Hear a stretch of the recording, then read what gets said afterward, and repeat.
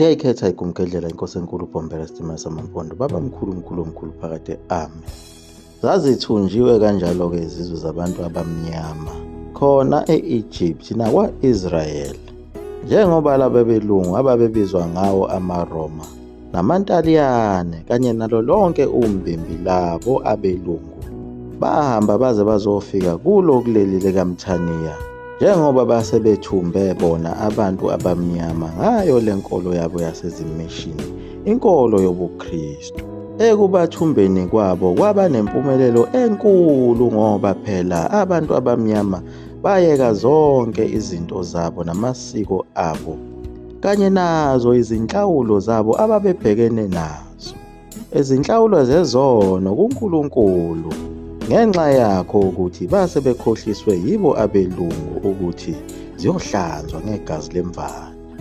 Bebatshela yona inganekwane, bebafaka phela wona amanzi emadolweni ukuthi bengaqhubeki nawo amasiko abo okucela intethelelo kuNkulunkulu lapho babene khona.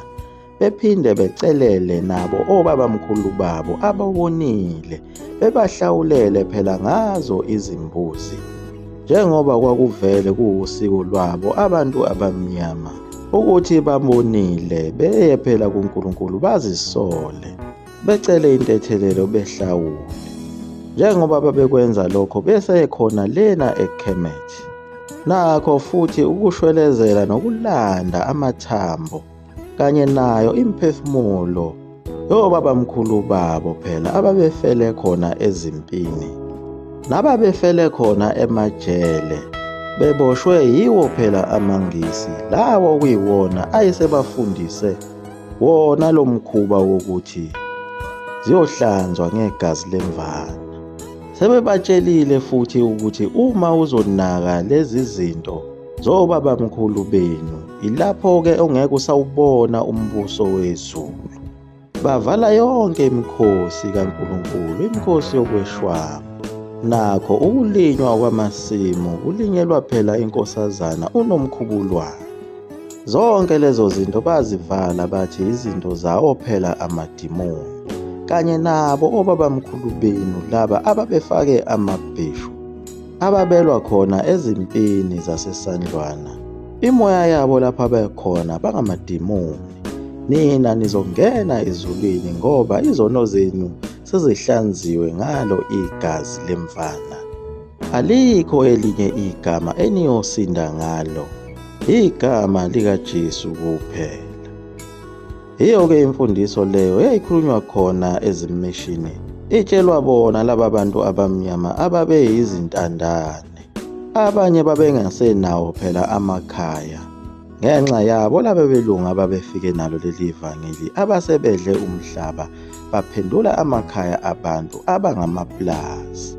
Zonke lezi zono zobabamkhulu babo abantu abamnyama kanye nalaba bafela empini zasesandlwana bengalandiwe kwaba umkhokha omubi kakhulu kube wabantu abamnyama. Njengoba kwasekufike yena uShembe lapha, babegula kakhulu, beguliswa yizo lezi zinto, kanti naye futhi umthakathi wayezenzela, njengoba phela abantu base befundisiwe khona emishini ukuthi ama-superstation lezo zinto zabantu abandiza ngemshanelo, kodwa besho abanye ukuthi simbonile. Bese phendula umfundisi wakhona ezimishini ukuthi i-imagination, akekho umuntu ongandiza ngomshanelo. Isimo sokucabanga namehlo akho kumele ubekwe izandla ekhanda uthandazele kakhulu. Lokho kwenza ukuthi umthakathi alekeleleke kakhulu ngoba akekho wayesakholelwa kuye, kodwa wayelokhu ezitamuzela kubantu base begula kakhulu. Beguliswa umthakathi, beguliswa obabamkhulu babo abangalandiwe esandlwana, beguliswa obabamkhulu babo abahambe namanzi, beguliswa obabamkhulu babo abaduke neso, beguliswa yibona obabamkhulu babo abangenzelwe imisebenzi yokubahlambulula bephinde bephelezelwe ngosiko lasendulo. Beguliswa izo zonke izinto ezingamasiko abo ababezinikezwe uNkulunkulu khona ukuphandla umntwana mayezelwe nokumenzela imbeleko eze yokwenzelwa umhlonyana noma umhlomuhle, kanye nawo umemulo nokukhehlwa kwentombi isikhulile. Ilotsholwe, iganwe, ikhishwe ngendlela yakhona yesinguni, icimele, yenzelwe inkomo yesidwaba, icecise, iqholiswe, ifakwe ezithebeni, yenzelwe inkomo yesigodo, kuze kufike sona isigaba sakhe unina wentombi esefika lapho agane khona elethe izinhlanhla zabantwana, kuze kufike sona isigaba sokuthi azithwale umntwana wakhe wokuqala abuyele kuwo lapho eseyokwenzelwa imbeleko, aphinde abuye esetetile, umntwana esezoqanjwa igama ephinde emukelwe ngayo imbuzi. Onke lamasiko abenguni ababewanikezwe uNkulunkulu, wafika umlungu wabona ukuthi yiwo lawa enza ukuthi laba bantu abamnyama bephumelele. Bakwenza kanjani ukuthi intombi ihlale izihlanganise 25 iseyintombi nto, iphinde izale abantwana abaningi beze beyofika kwi-15 ngaphandle kokuthi iye kudokotela? Bakwenza kanjani konke lokhu?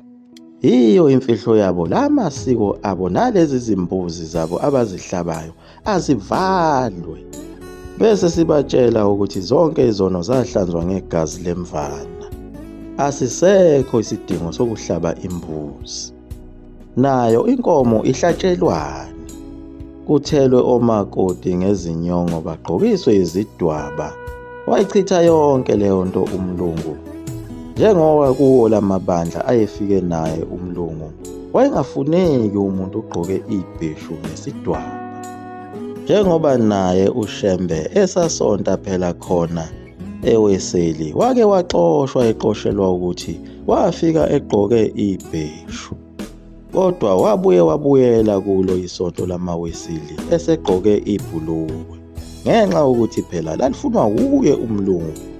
Wajabula kakhulu umlungu kumkhipha umuntu omnyama kuzo zonke lezi zinto. Wabona ukuthi uzophumelela, nangempela waphumelela, ngoba waphela wonke umnotho wabo abantu abamnyama sebeyeke zonke lezi zinto, balahlekelwa amaplazi abo athathwa yibo abelungu. Kwaqala kwaba khona ubugebengu, nazo izintombi kwaphela ukuthi ziziphathe kahle. Ilapho kwaqala khona ukuthi izintombi zizalele emakhaya, njengoba kuze kube manje kuwo lamabandla azo izimishini azitholakali izintombi nto. Baye bekududuze ngakho ukuthi izono zakho sezihlanziwe ngegazi lemvana, usuzelwe kabusha, usuyintombi nto, besho kumuntu onezingane ezine, kuthiwa phela i-born again.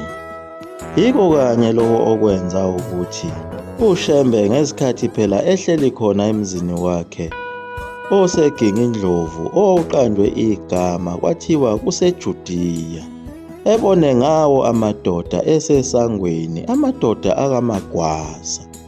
Kwakuyiyo inyanga ka-October lapho kusuke kunomkhosi khona omkhulu wokuqala konyaka khona lapha kulelizwekazi, umkhosi wokuzibika nokubonga kuNkulunkulu ukuthi nanku unyaka wethu ma-Afrika uyaqala. La madoda akamagwaza ayeyisihlanu esuka khona emthini emide. Wawamukela kahle uShembe lamadoda, wabe sewabuza ukuthi akhala ngani. Azibika kuye uShembe lamadoda akamagwaza ukuthi silapha Nkosi, siyagula.